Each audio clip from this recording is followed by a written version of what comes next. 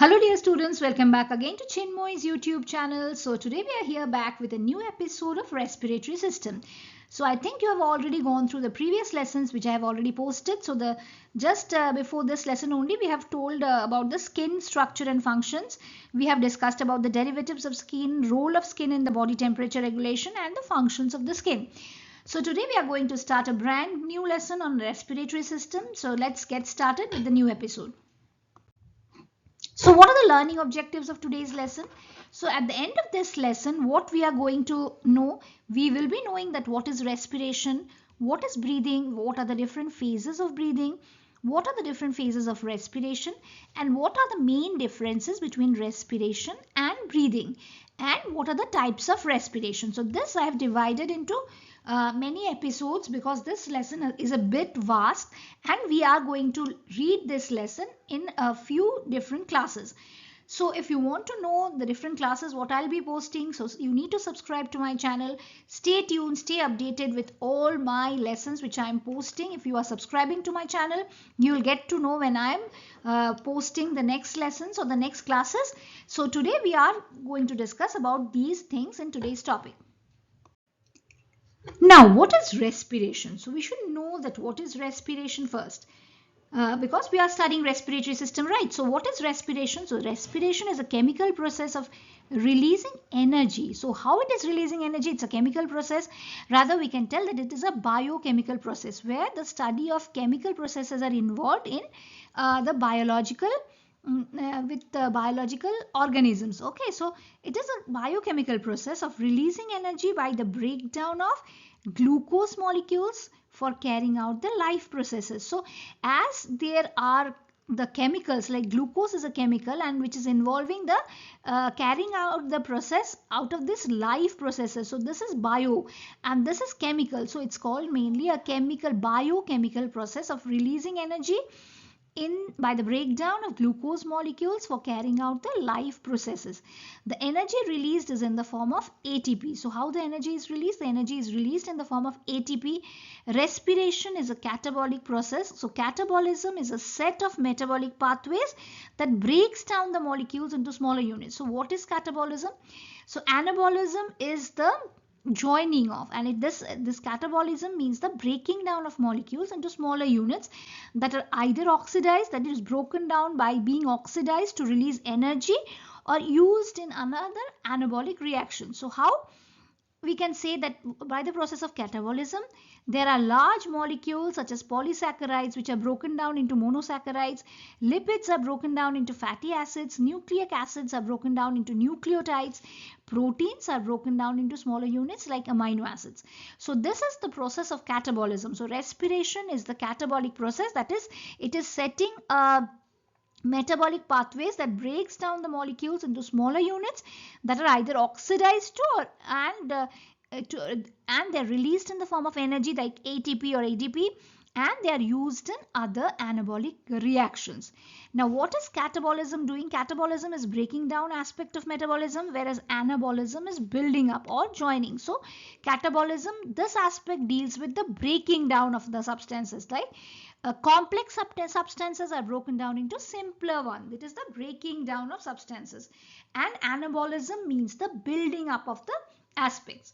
Now this is the basic view of what respiration is. Catabolic process, biochemical process which involves the breakdown of glucose for carrying out the life processes. It is releasing energy in the form of ATP, very important, this should be known.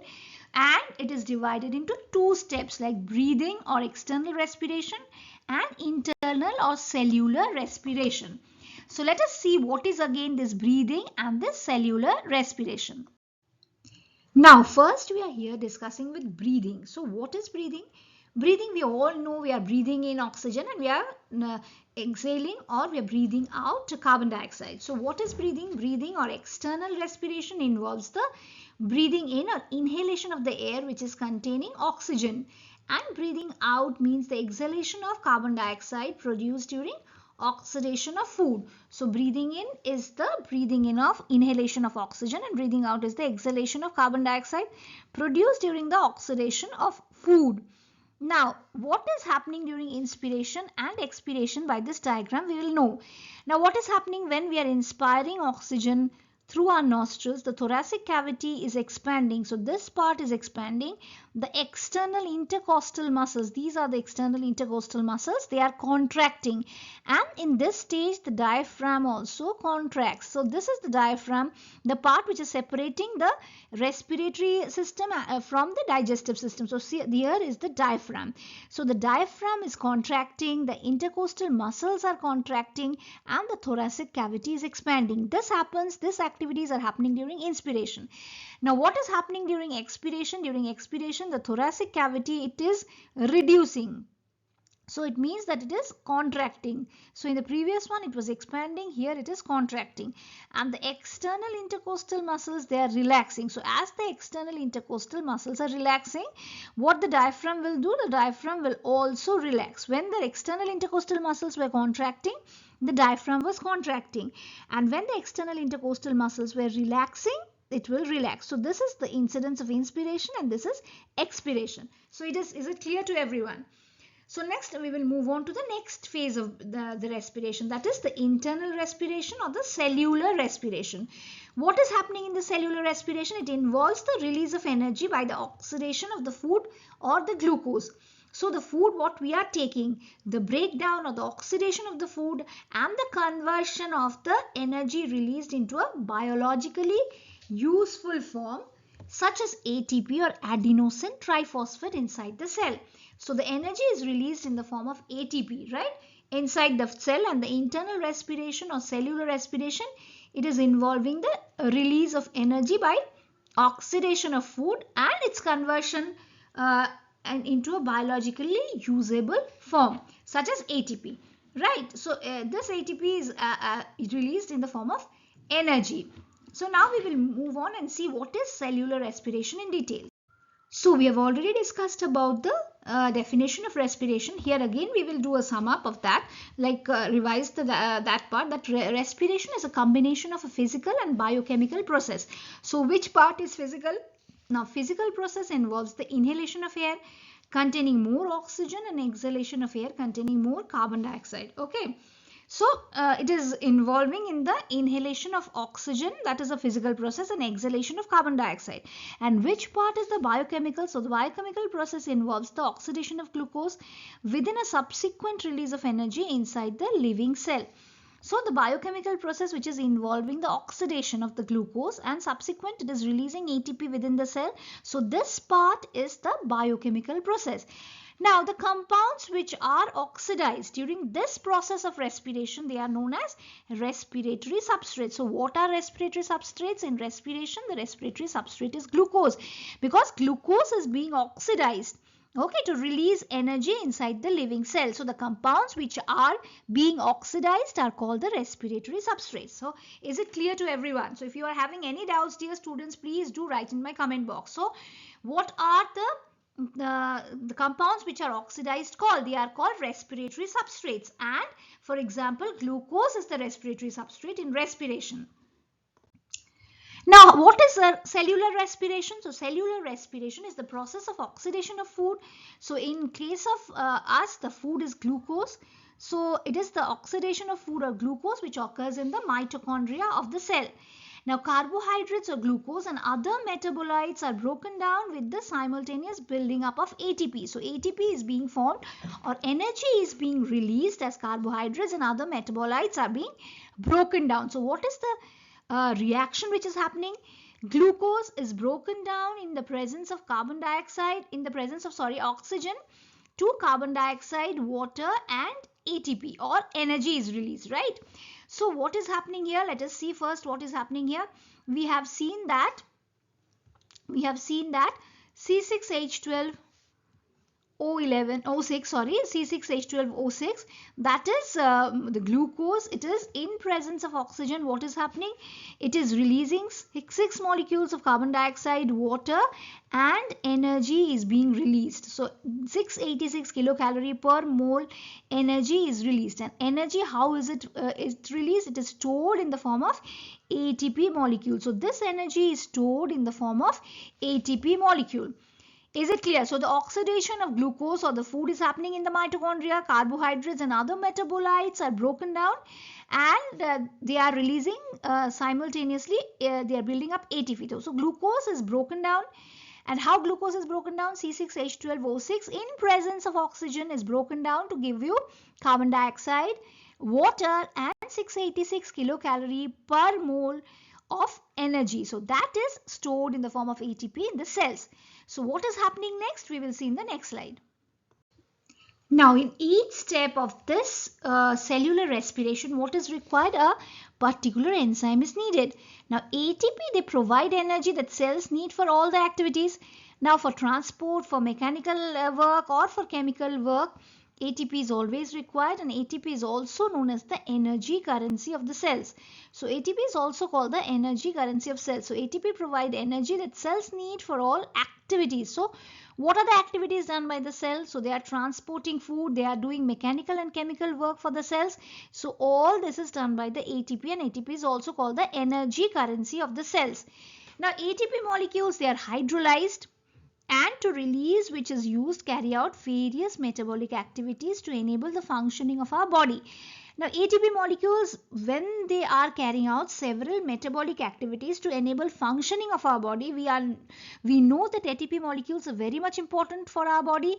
Those energy which is stored after the oxidation of glucose, that only provides energy for our working, for our mechanical work, for our energy. So this ATP molecules are being used. So this ATP is also called the energy currency of the cell. So this is very important. Why are ATP molecules called the energy currency of the cell? Because they are carrying out several metabolic activities to enable the body function. So for that only they are called the energy currency of the cell. So it is very important question for you, dear students. Please know the reason behind why it is called the energy currency of the cell. So is it clear to everyone? Now we'll move on to the next one. Now respiration is occurring in two phases. Okay, so respiration, one part we are seeing the glycolysis, which involves the breakdown of glucose to pyruvate. This occurs in the cytoplasm. So glycolysis is happening in the cytoplasm and it is not requiring any oxygen. So this part is the anaerobic part of respiration.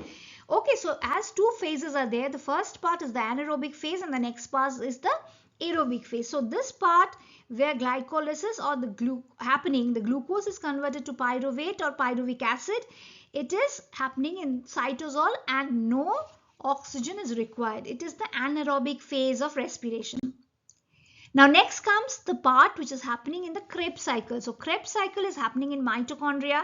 It involves further the breakdown of pyruvate to ATP, CO2 and occurs in mitochondria. So this phase requires oxygen, which is happening in mitochondria. This phase requires oxygen and this is called the aerobic part of respiration. So Krebs cycle, which is happening in the mitochondria, where pyruvate is further broken down into ATP and carbon dioxide.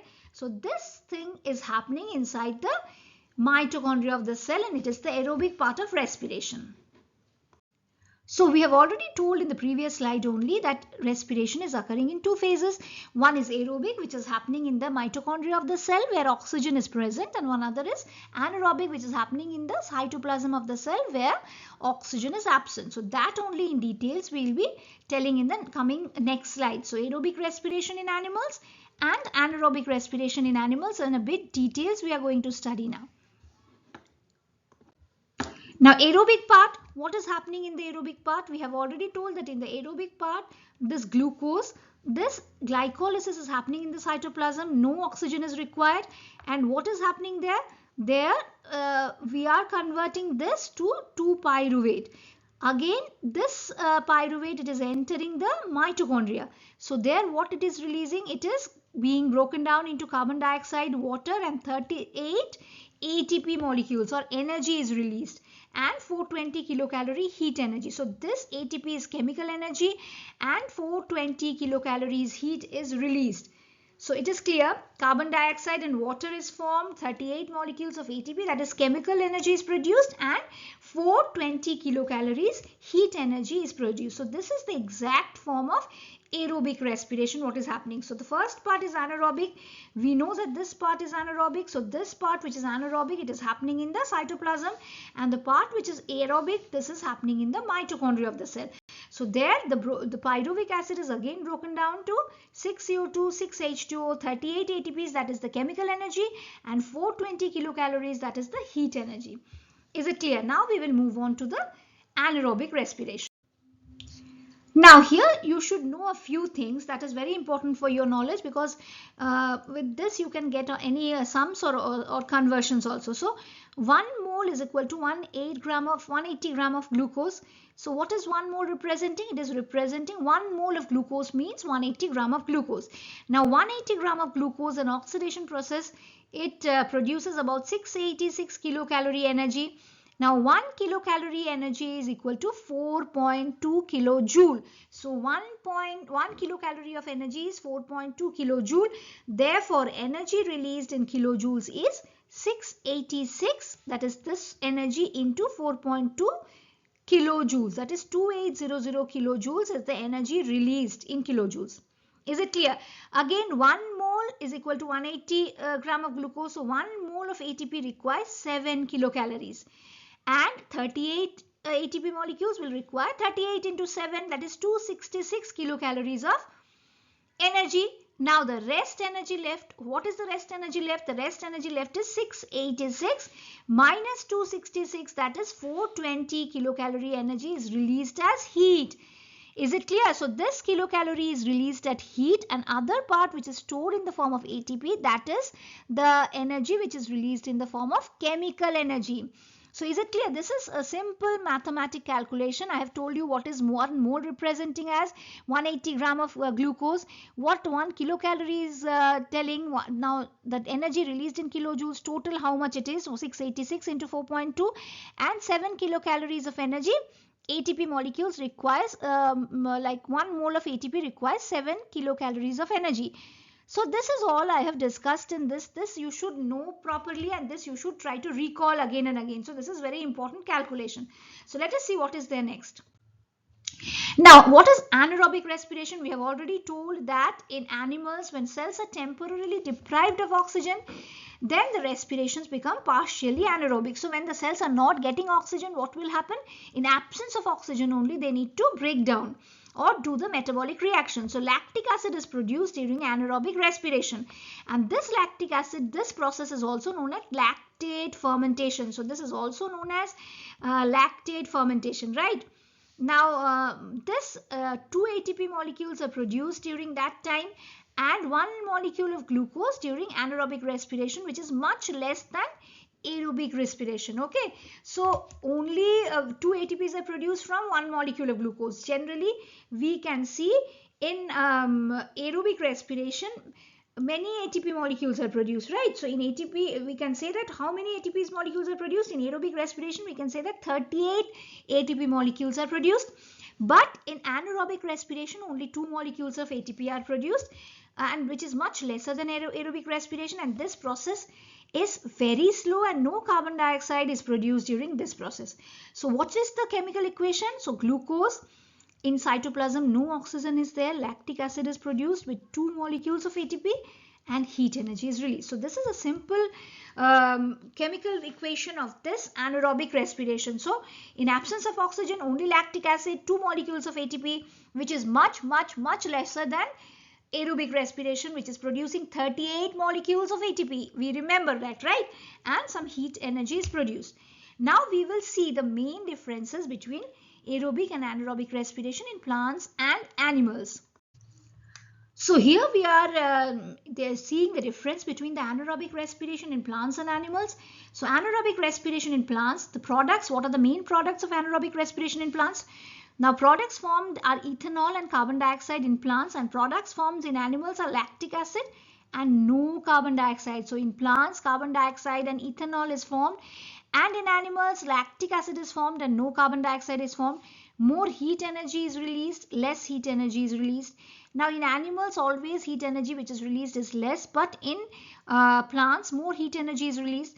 Now released carbon dioxide causes foaming. In anaerobic respiration in plants it is causing foaming, but no foaming is there, no foaming as carbon dioxide is released in animals. So this is the basic difference of anaerobic respiration in plants and animals. So I think till now what I have taught you, the phases of respiration, the types of respiration, what is respiration and breathing, it is clear to all of you.